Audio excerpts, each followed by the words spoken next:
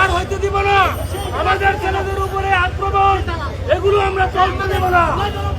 আমরা এই জুলাইয়ের গণ আন্দোলনকে আমরা আবারও প্রসারিত করব। আমি বলবো এই সমস্ত যে গোসর আছে তাদেরকে অতি সত্য বাতিল করা হোক, তাদেরকে তাদের আইনের আওতায় এনে তাদের বিচার করা হোক। ওসিকে বহিষ্কার আমাদের একটা দাবি।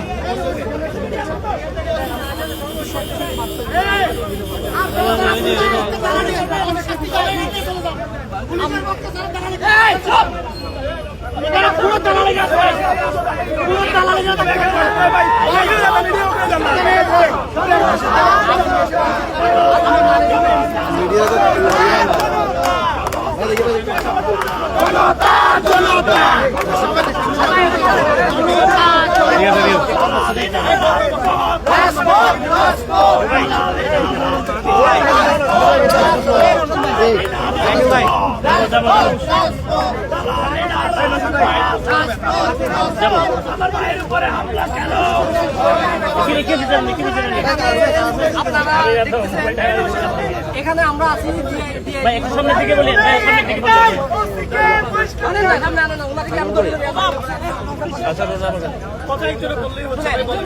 আচ্ছা শুনেন, ঠিক আছে, আপনারা জানেন যে আমরা আজকে দুপুর থেকে ডিআইজি ভবনের সামনে আছি। আমাদের দাবি ছিল যে আমরা ডিআইজির সাথে কথা বলবো মিডিয়ার সামনে প্রকাশ্যে, এবং আমরা পটিয়ার ঘটনা উনি কি জানে, ওনার ভূমিকা কি, কেন ঘটনাটা ঘটছে, এই বিষয়ে কিছু প্রশ্ন আছে, আমরা প্রশ্নগুলো করবো। এবং এটাও বলা হয়েছে ওনাকে যথাপূর্বক সম্মান দিয়ে, এবং আমাদের সবাই কথা বলবে, আমাদের দুজন চারজন প্রতিনিধি ওনাকে প্রশ্ন করবে, সবাই করবে না, সম্পূর্ণ শৃঙ্খলা মেনটেন করে করা হবে। কিন্তু উনি ইগো দেখিয়ে, উনি নর্ম দেখিয়ে, উনি ওনার পদবী মর্যাদা, উনি ওনার যে পোশাক আছে পোশাকের ক্ষমতা দেখিয়ে উনি নিচে নামেনি। এই জন্য আমরা বাধ্য হয়েছি এখানে ব্লকেট করতে। এই ব্লকেট হওয়ার পরও উনি এখনো পর্যন্ত ছাত্র জনতার সাথে সাক্ষাৎ করেনি, কথা বলেন। উনি নিজেকে যাদের ট্যাক্সের টাকায় ওনার বেতন চলে তার চেয়েও স্পেশাল কিছু মনে করেন, এই জন্য নিচে নামেনি। আমরা এখনো যথাযথ সম্মান দেখিয়ে ডিআইজি সাহেবকে বলতে চাই যে আপনি আমাদের স্যার হবেন, ভাই হবেন, আপনি যেভাবে সম্বোধন করলে আপনি খুশি হন সেইভাবে সম্বোধন করে বলছি, আপনি এই যে জনদুর্ভোগ হচ্ছে এই ব্লকেটের জন্য দায়ী আপনি, শুধুমাত্র আপনি জনগণকে এই জনদুর্ভোগ থেকে রক্ষা করার জন্য হলেও আপনি আপনার পোশাকের ক্ষমতা এক পাশে রেখে, আপনার ইগোকে এক পাশে রেখে ছাত্র জনতার কাতারে আসেন, আমাদের সাথে কথা বলেন, বুক মিলান, আমরা আপনাকে বুকে জড়িয়ে নিব, এবং আমাদের যে সকল প্রশ্ন আছে তার সদুত্তর দিয়ে আমাদেরকে স্যাটিসফাই করে। না হলে আজকে হয়তো জনদুর্ভোগ হচ্ছে ছোট আকারে, কালকে সমগ্র বাংলাদেশে আবার জুলাই জেগে উঠবে, আবার জুলাই আগুন ঘরে ঘরে দাও দাও করে জ্বলবে।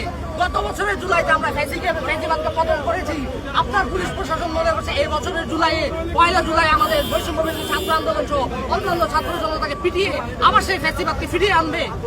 জুলাই যাবে, জুলাই আসবে, জুলাই চলবে, কিন্তু ফ্যাসিবাদ এবং ফ্যাসিবাদের দোষর এবং ফ্যাসিবাদী প্রশাসন কখনো থাকবে না। এটাই ছাত্র জনতার পক্ষ থেকে আমাদের প্রতিশ্রুতি, ইনশাআল্লাহ। রাস্তায় থাকবো। পটিয়া হচ্ছে আপনারা জানেন গতকালকে ঘটনা হওয়ার পর থেকে পটিয়া ছাত্র জনতা অবস্থান কর্মসূচি নিয়েছিল। এই অবস্থান কর্মসূচিতে পুলিশ প্রি প্ল্যান ভাবে এখানে গিয়ে অনেকগুলো গাড়ি পুলিশ ফোর্স গিয়ে সিভিল ড্রেসে আমাদের ছাত্র জনতার উপর অ্যাটাক করে, একদম প্রি প্ল্যান। তো আমরা হচ্ছে রাতব্যাপী আমাদের যারা সহযোদ্ধারা ছিল, ছাত্র নেতৃবৃন্দরা ছিল, আমরা তাদের উদ্ধার করে এখানে শহরে নিয়ে আসি, এবং আজকে সকালে এখানে আমরা পটিয়া ব্লকেট কর্মসূচি করি, এবং সেখানে চট্টগ্রাম মহানগর থেকে শুরু করে পটিয়ার সর্বস্তরের ছাত্র জনতা ব্লকেট কর্মসূচি পালন করতেছে, এবং তারা এখন পর্যন্ত পটিয়া অবস্থান করছে। আমরা চট্টগ্রামে ডিআইজি এখানে এসেছিলাম, ভাই যেটা বলেছিল আমরা ডিআইজির সাথে জাস্ট কথা বলতে গেছিলাম, কিন্তু ডিআইজি তার ইগোর জন্য আমাদের সাথে এসে কথা বলতে পারে।